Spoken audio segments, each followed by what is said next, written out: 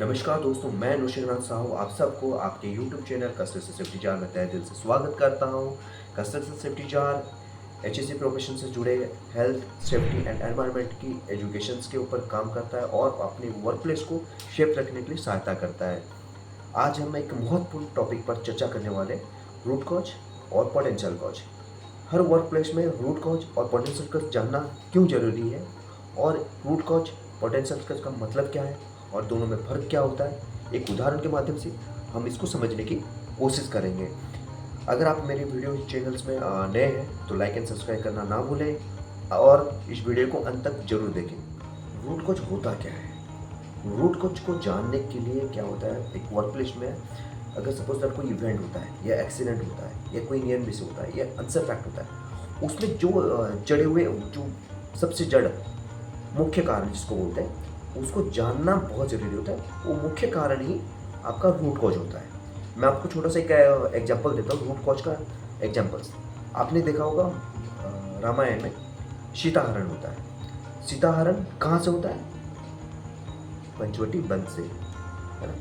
तो suppose that कोई safety officers को इन्वेस्टिगेशन करने के लिए दिया जाएगा, तो क्या करता है? पहले इन्वेस्टिगेशन करता है, पहले पूछता है जो सीता है कौन।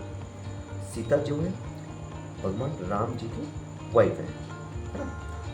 तो वो अयोध्या की महारानी होते हुए तो जंगल में क्या करने के लिए आई थी? तो फिर पता चलता है कि उन्होंने अपने पत्नी धर्म निभाने के लिए अपने पति के साथ वनवास आई थी। तो ऐसा क्या आन पड़ा जो भगवान रामचंद्र को 12 साल के लिए पंचवटी वन में आना पड़ा, है ना। इतने महाराजा थे, अयोध्या के महाराजा थे, तो कैसे क्यों आना पड़ा? क्योंकि उनके पिताजी ने कैकेयी जी को 3 वचन दिए थे और तीनों वचन में उन्होंने एक वचन था कि जो भगवान रामचंद्र जी हैं वो वन में जाएंगे 12 साल के लिए। अब इसमें क्या है, ऐसा क्या कारण की वजह से महाराज दशरथ को कैकेयी को वचन देना पड़ा? जब असुर संग्राम हुआ था उस समय क्या है, आप रथ की जो पहिया होती है उसमें एक कील होती है, जिससे क्या ना शाफ्ट बोल सकते हैं। वो शाफ्ट क्या करता है, व्हील को बाहर निकलने देती, पहिया को बाहर निकलने नहीं देती। पहिया मतलब चक्का जो होता है, चक्का बाहर निकलने नहीं देती। उसमें जो कील लगा रहता है वो कील क्या है ना, असुर संग्राम में वो कील निकल गया था, जिसके वजह से महाराज दशरथ का जो रथ है वो डिसबैलेंस हो रहा था। तो उन्होंने कैकेयी क्या किया, उस रथ की पहिए के जो शाफ्ट मतलब जो हम जिसमें हम लोहे की कील डाला जाता है, उस कील की जगह पे उन्होंने अपनी उंगली डाल दी थी। इसी से क्या है ना, उन्होंने खुश होकर उनको वरदान में मांगा था, है ना, वरदान दिया था, आप जो भी वरदान मांग सकते हो। तो इसमें रूट कॉज क्या था? सीताहरण में रूट कॉज था एक कील। जो कील जो है वो सीताहरण का मुख्य कारण था। अगर महाराज दशरथ इतने बड़े अयोध्या के महाराज थे, अगर उन्होंने सही समय पे सही जगह पे उनके रथ की मेंटेनेंस कर लिए होते, मेंटेनेंस मतलब चेकिंग करने के रथ असुर संग्राम में लेने से पहले अगर आप इंस्पेक्शन कर लिए होते, तो अगर कील सही कर लिए होते तो सीताहरण नहीं होता। तो ये रूट कॉज है, मुख्य कारण। मतलब हम हमारे जड़ पे घुसना चाहिए, मतलब कोई भी इंसिडेंट का उसका रूट कॉज होता है ना। कोई इंसिडेंट या कोई इवेंट या कोई नियर मिस या कोई अनसपेक्ट होता है, उसका एक मुख्य कारण जरूर होता है। अब हम जानेंगे कि पोटेंशियल कॉज होता है क्या है। पोटेंशियल कॉज एक वो कारण होता है जो भविष्य में किसी घटना या समस्या या दुर्घटना को घटित कर सकता है, लेकिन अभी तक हुआ नहीं। ये एक ऐसी स्थिति या कार्यप्रणाली या कमी है जिसमें खतरे की संभावना छुपी होती है। एक कहानी के माध्यम से हम समझने की कोशिश करेंगे रूट कॉज क्या है और पोटेंशियल कॉज क्या है। एक निर्माणाधीन जो साइट पर एक मजदूर राम जो ऊंचाई पर काम कर रहा था, वो लाइफ लाइन से जुड़ा नहीं था और अचानक उसका क्या हुआ, पैर फिसला। सौभाग्य से वो उसके पास जो खड़ा जो उसके साथी ने उसे पकड़ लिया और जो हादसा था वो हादसा टल गया। इस घटना के जो रूट कॉज क्या है, राम ने फुल बॉडी हार्नेस और लाइफ लाइन का उपयोग नहीं किया था। असली कारण यही था जिसके चलते वो गिर सकता था। लेकिन संभावित खतरा या पोटेंशियल कॉज क्या था? कार्यस्थल पर लाइफलाइन की व्यवस्था नहीं थी।